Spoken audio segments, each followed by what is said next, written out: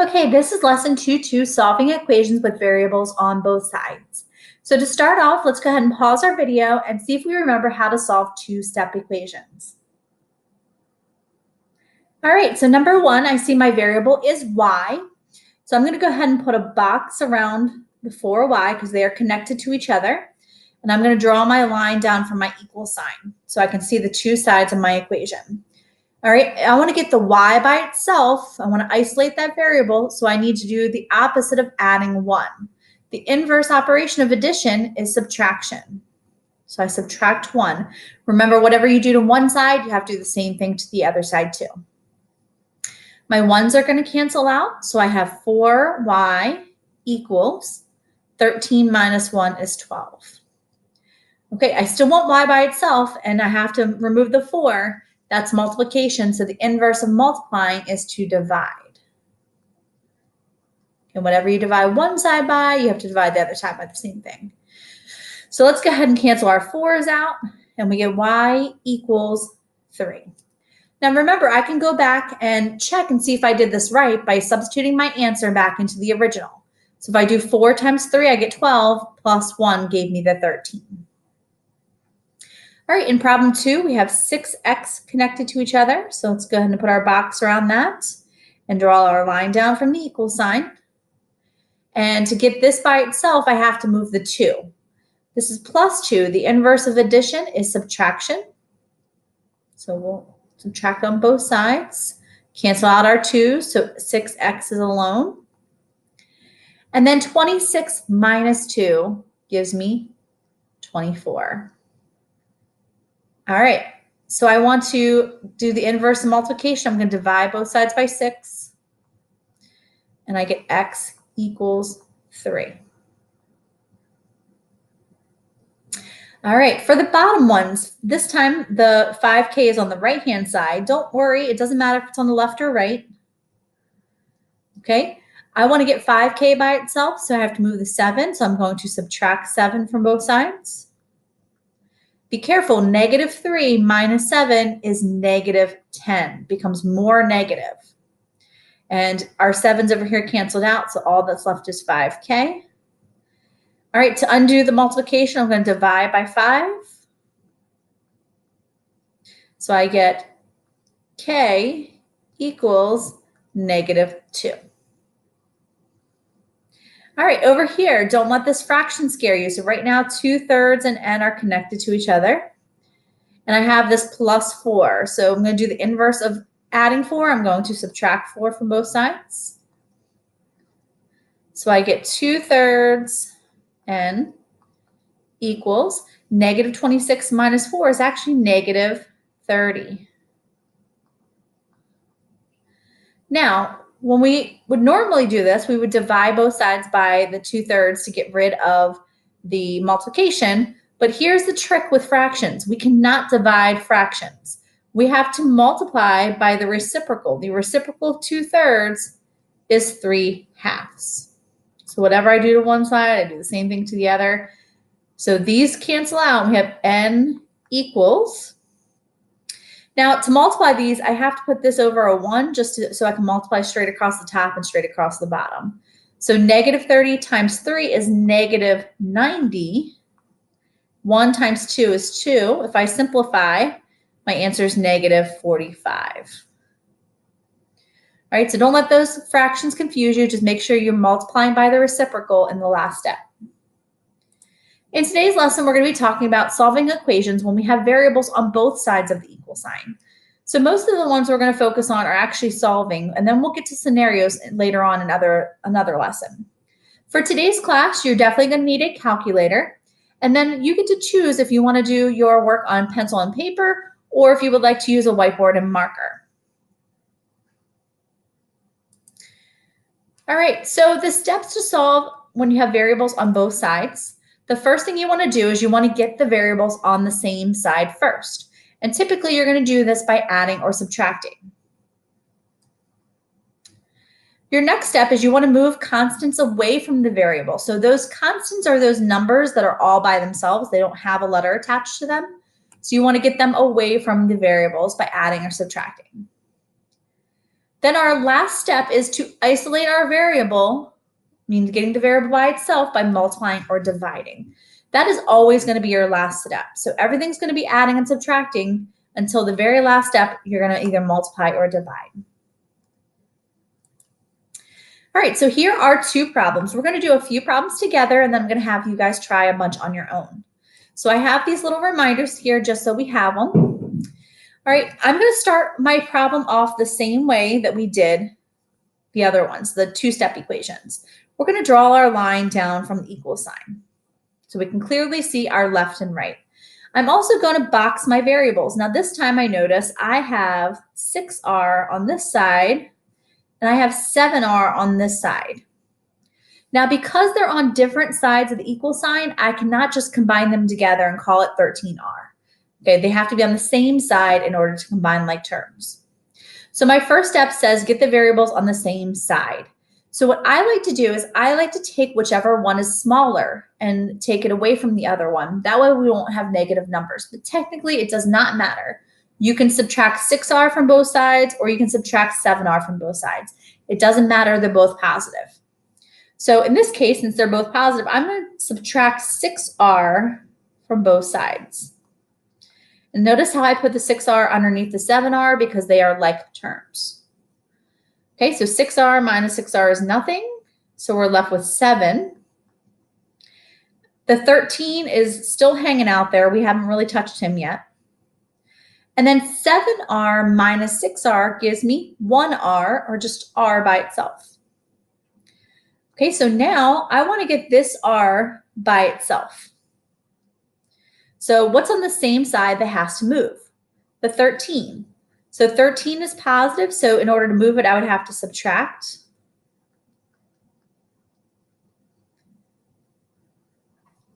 All right, our 13 minus 13 go away. R can come down. And then we have 7 minus 13. So 7 minus 13 is going to give us negative 6. Okay, so that is our final answer. R equals negative 6. Now, just like before, if I want to, I could take negative 6 and plug it in, but I have to substitute it for both of my r's. So I would do 6 times negative 6 plus 7. And then over here, I would do 13 plus 7 times negative 6. And my left side should be equal to my right side. Okay. All right, let's try another one. So again, start the same way, putting a box around our variable.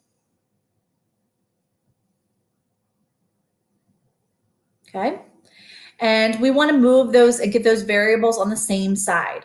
So which one is smaller? Which one do I want to move? Okay, well, in this case, it's actually the negative 4. Negative 4 is smaller than negative 1. Think about a number line. So I'm going to add 4x to both sides.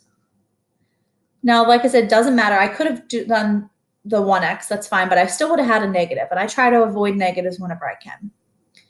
All right, negative 4x plus 4x equals 0.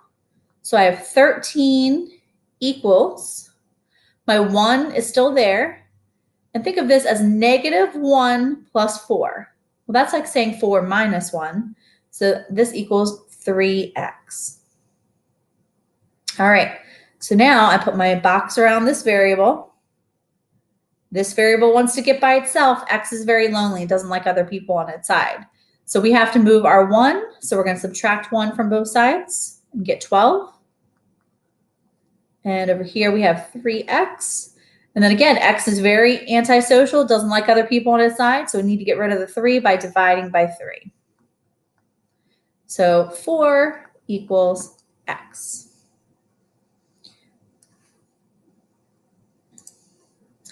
All right, so what I want you to do is I would like you to pause your video and see if you can try 3 and 4. Okay, so let's see. I'm drawing my line down from my equal sign, and I'm putting a box around all my variables. Ooh, I noticed something right away as soon as I start boxing. What do you notice? Ah, these two are on the same side. So because they're on the same side, we can combine like terms. Negative 7 plus negative 3 is negative 10x. All right, then I still have my plus 2. And then on my right side, I didn't do anything yet. I still have negative 8x minus 8. So now, that one extra step, now it looks like the ones we were talking about before. So again, I'm putting my box around my variables. And I need to get these two together. So which one is smaller? Remember, they're negative, so the smaller one's actually the negative 10. So we're going to add 10x to both sides. All right, so those cancel out. We have 2 equals negative 8 plus 10 is 2x minus 8. All right, I'm going to try one more time because my x is still not alone. So I have a couple more steps to go. This one's to stay, so the negative 8 has to go. The opposite would be to add 8 to both sides. So 2 plus 8 is 10. And then I still have my 2x because these cancel out. All right, final step to get x all by itself, we have to divide by 2. So we get 5 equals x. All right, let's take a look at number 4. Okay. Again, I notice, look, I have a negative x here, and then over here I have an x, and I have a negative 4x. Because these are on the same side, I can combine like terms. I cannot combine this one because that one is on the other side. So 1x minus 4x is negative 3x's. Okay, you can just pretend there's an imaginary 1 in front of these x's that have no numbers. All right, this side is going to stay the same. So we're going to keep it negative 8 minus x. All right, so I'm going to get this x on the same side as this x. Now in this case, I don't want to move the 3x because then there'll be nothing over here. So I want to move this x to go over here. So I'm going to add an x to both sides. Okay, so I have negative 8 equals negative 3 plus 1 is negative 2x. And then the last step would be to divide by negative 2. So we get 4 equals x. Okay, so in these two problems, if you have things on the same side, make sure you combine like terms first. So that would be the very first step. All right, go ahead and pause your video and see if you can try these ones. All right, number 5 is a long one, but it's not anything we can't handle. So I'm going to start the same way I did all my other problems. Unboxing my variables. And I drew my line down the middle. Okay, I noticed right away that my 6b and my negative 2b are on the same side. So 6b plus negative 2b is 4b. But then I also see I have two constants that are on the same side. Okay, I have negative 14 and I have a positive 7. Make sure that is positive 7, it is. Okay, so negative 14 plus 7 gives me negative 7. And then over here, we didn't touch any of this, so we're going to go ahead and keep it. All right, so now I want to get my b's on the same side. So I have 4b on the left, 5b on the right. Since they're both positive, I know I'm going to subtract. So I'm going to take away the smaller one from both sides.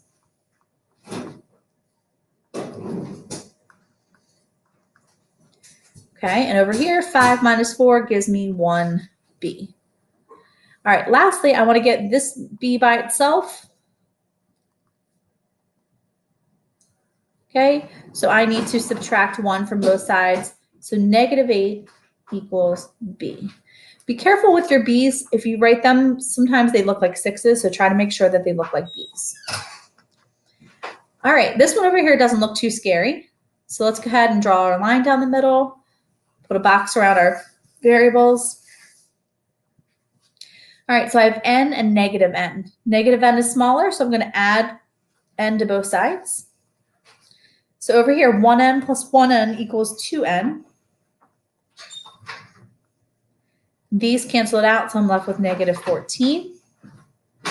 Okay, if I want to get this 2n by itself, I need to do the inverse of adding, and I'm going to subtract 2. So 2n equals negative 14 minus 2 is negative 16. And the final step is to divide by 2. So I get n equals -8.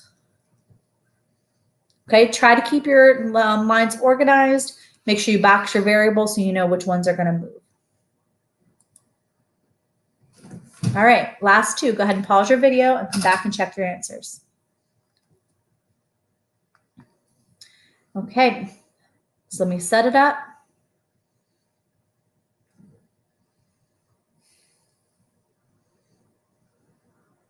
All right, I notice I have like terms on the same side.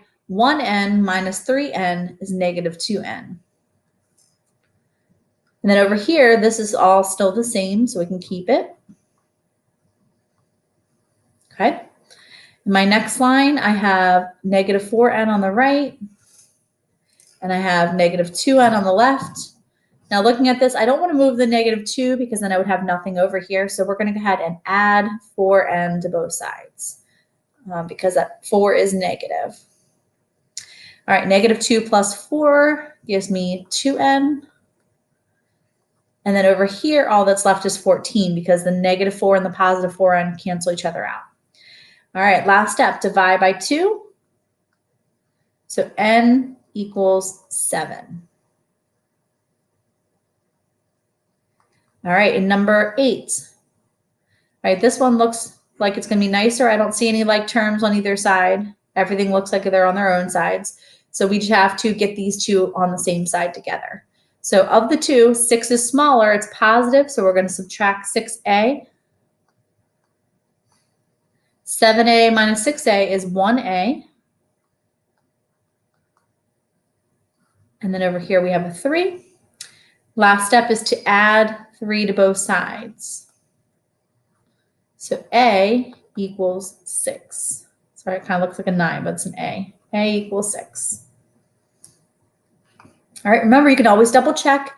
If you take whatever your answer is and you substitute it back in for the variables in the original, your left side and your right side should match. Okay, so here are 2 more that you can try. Go ahead and pause your video. All right, so I'm going to go ahead and draw my line down from the equal sign. Box my variables. All right, this time I have 2x and 2x. So they're both positive, so I'm going to subtract 2x from both sides. So they both cancel out, and I end up with 5 equals 6. Oh no, I lost my variable somehow. Okay, so what you have to do is you look at, is this a true or false statement? Does 5 equal 6? No, it does not. It's false. So because it's false, there is no solution. Okay, and we're going to be talking about that a little bit more as our lessons continue. All right, over here, we're going to do the same thing. We're going to draw our line down the equal sign.